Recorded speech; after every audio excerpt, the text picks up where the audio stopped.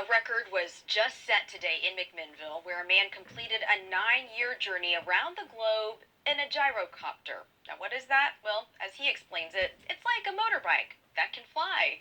We caught up with him after he landed at the Evergreen Aviation and Space Museum to find out how he did it, and that's just as another man is about to take off and try to set another record. The aircraft, it flies at about, cruises about 80 miles an hour.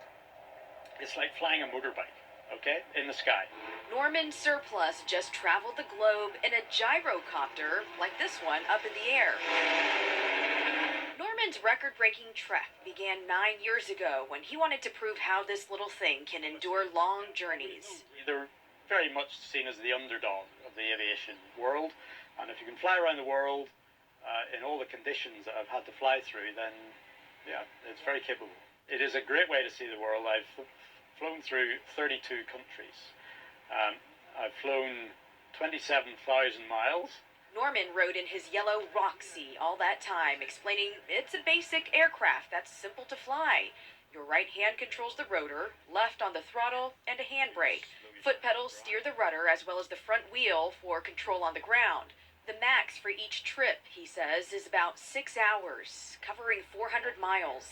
And so what you do is you take one flight and you land somewhere, and then you wait for the right weather, maybe 2 or 3 days, and then you set off again. So you can understand why it took him 9 years to get around the globe, but he was in no rush.